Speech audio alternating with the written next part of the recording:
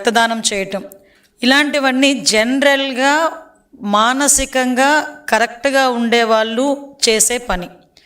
That ఒకవేళ వాళ్ళు ఏదైనా కేక్ కట్ చేసుకున్నా ఒక ప్లాస్టిక్ కత్తితో కేక్ కట్ చేసుకొని ఆ సంబరాలు జరుపుకొని ఆ నోరు తీపి చేసుకొని ఎవరికైతే మనం పుట్టినరోజు సంబరాలు చేస్తున్నామో, ఎవరికైతే మనం పుట్టినరోజు శుభాకాంక్షలు చెప్పాలనుకుంటున్నామో వాళ్ళ జీవితం కూడా ఇదే రకంగా తీయగా మనశ్శాంతిగా ఉండాలని కోరుకుంటారు. ఎవరైనా కూడా జనరల్గా ఒక మనిషి పుట్టేవాడు ఎవరైనా కూడా దానికి కూడా అదే రకంగా హర్షించే వాళ్ళు కూడా ఉంటారు.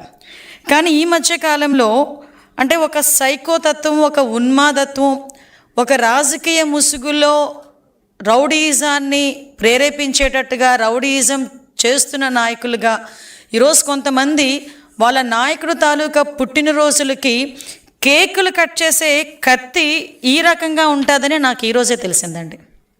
జస్ట్ ఒకసారి మీరు చూస్తే కేకు కట్ చేసే కత్తి కొడవళ్ళు పెద్ద పెద్ద కత్తులు పట్టుకొని కేకులు కట్ చేస్తారు. ఇక్కడ ఒకసారి మీరు చూస్తే ఇక్కడ హ్యాపీ బర్త్డే జగన్ అన్న వైఎస్ఆర్ పార్టీ సంథింగ్ రాసి ఆ కత్తి చూసారా?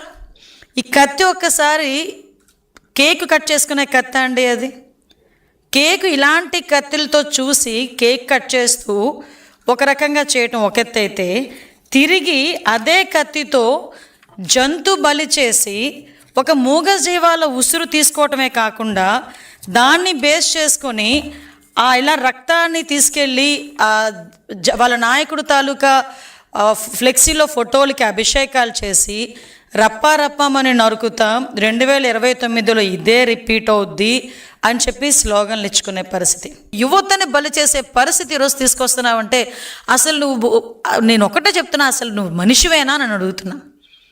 రాజకీయ నాయకుడు ఇవన్నీ పక్కన పెట్టు, కనీసం మనిషిగా మానవత్వం ఉన్న వ్యక్తిగా ఇది నువ్వు ఎలా సమర్థిస్తున్నావు అని అడుగుతున్నాను ఈరోజు. అంటే ఒకసారి మనం చూసుకుంటానండి.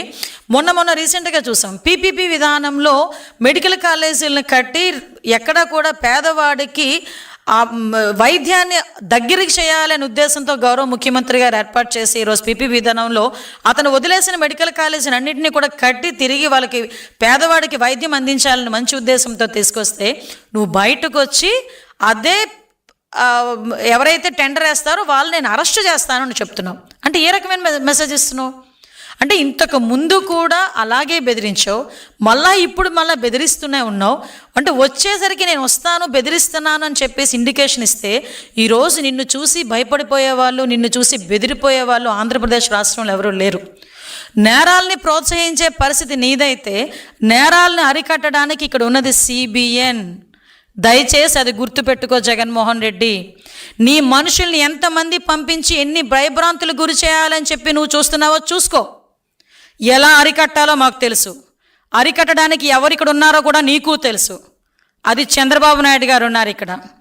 ఇష్టానుసారంగా రోడ్ల మీదకి వస్తాం, కత్తులు పట్టుకొని తిరుగుతాం, కొడవళ్ళు పట్టుకొని తిరుగుతాం, రప్పా నరుకుతామని చెప్పి రెచ్చిపోయి రోడ్డు మీదకి వచ్చి ఉన్మాదం చేయడానికి గనక ప్రయత్నం చేసిన ఆ ఆలోచన వచ్చినా ఒక్కసారి గుర్తుపెట్టుకో, ఎవరిని వదిలిపెట్టేది లేదు.